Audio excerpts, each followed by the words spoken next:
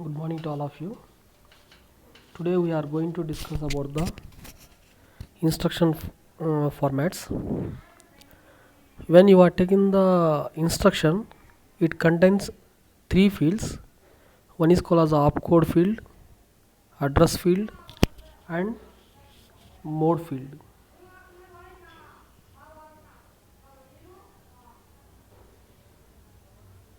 Okay.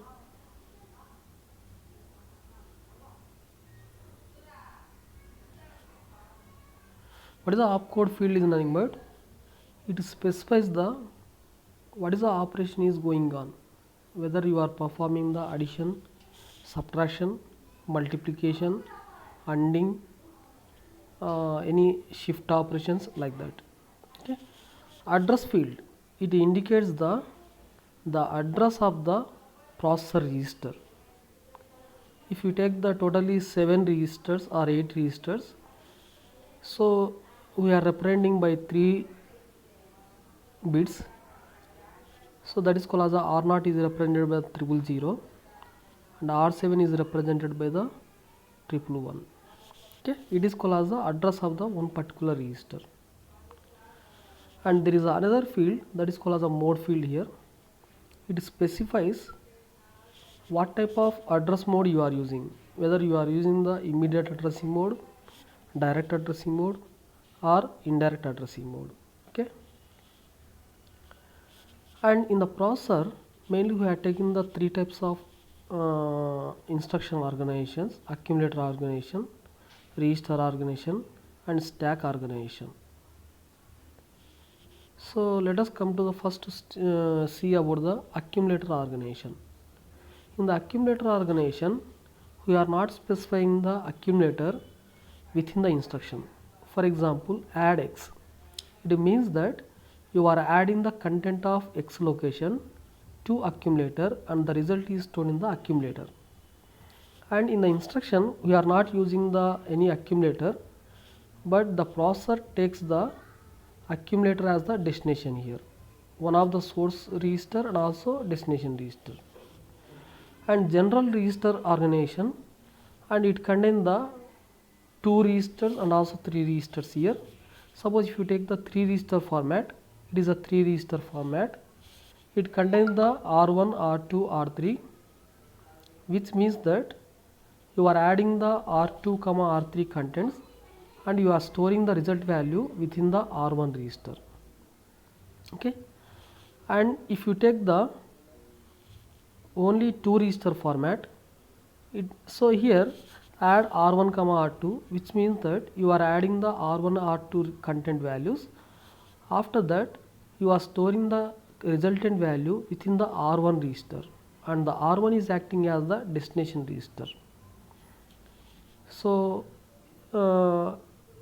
similarly, if you take the another instruction that is called the transfer, register transfer, you are transferring the content of R2 register in R1 register. R2 is called as a source and R1 is called as the destination register. And add R1, X. It is also similar one, but here X is called as a location. It is called as a memory location, not the register. And in the stack organization, so we are using the push, pop operations. Push X, nothing but the content of X location will be pushed into the stack. Pushed into the stack. Okay. And here, if you want to do the any arithmetical operations, we are not specifying the source register, destination register. Simply we are specifying the operation: add, sub, mul, like that. Okay. And let us come to the instruction formats. So first we will discuss about the three address instruction. After that we will go to the 2 address instruction. After that we will go to the 1 address instruction, 0 address instruction. Okay. So what is the 3 address instruction? In the 3 address instruction, so we are using the 3 registers or 2 locations, 1 register. For every uh, explanation, we are taking the common example of x is equal to a plus b multiplied by c plus d. So we are adding the a comma b locations values, and we are also adding the c comma d location values. We are multiplying these two resultant values here. So first, let us how you are performing the operation here. Add r1 comma, first instruction is add r1 comma a comma b, which means that you are adding the contents of a comma b.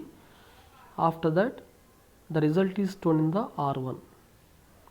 And the second step is add c comma d, which means that you are adding the c comma d content values. After that, the result is stored in the r2 register. Finally, we have to multiply the addition of a plus b with the addition of c plus d, which is done by the next one, mul x comma r1 comma r2. So here we are multiplying the r1 comma r2. After that, we are saving the value in the x location. Okay, and same program, if you want to write down in the two address instruction format, here first so in the two address instruction, we are using the only two registers, or one register comma one memory location, and the first step is called as a move a comma r1. Now we are storing the a value in r1. What is the next instruction?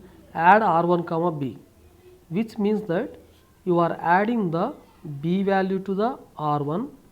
Indirectly you are adding the a value to the b value. After that, you are storing the resultant value in the r1 register. And the same two steps will be done for the c plus d also. So but we are taking another register, that is called the r2 register. So move r2 comma c. So you are saving the r2 value in the c register. After that, you are adding the d value to the r2 register, and you are storing the value into the r2. Okay, and the final step is you are multiplying these two factors, nothing but mul r1 comma r2. So where the result will be stored? In the r1. So r1 multiplied by r2, and the result is stored in the r1. And what is our aim here? We have to transfer the value into the x, and finally you are writing the move x comma r1. So finally you are storing the resultant value in the x location. Okay, and if you want to write so how you are writing the same program in the one address field. In the one address field, so we are loading the a value, nothing but accumulator is loaded by the a register, and after that you are adding the b value, and automatically the destination will be accumulator. So nothing but after the addition, the result will be stored in the accumulator, and you are temporarily storing the accumulator value in the temporary register. And the same process will be done by the c plus d also. So load c, nothing but accumulator is loaded by the c value. After that, you are adding the d value, and you are so the result will be in the accumulator. And mul t, already one summation value is in the t register, and you are multiplying the this t value with accumulator, which means that you are multiplying the a plus b and c plus d. And what is the final our aim here? We have to store the value in the x location, store x. Okay, and zero address register. To perform the zero address register, we have to go to the stack operation. So already we discussed the postfix notation or reverse polish notation, that is called as a plus b multiplied by C plus D can be written as AB plus CD plus multiplied. According to these steps, so we are writing the values here. First we are pushing the A value, after that we are pushing the B value, after that add. Next we are pushing the C value, after that we are pushing the D value, after that we are going to the addition, next mul.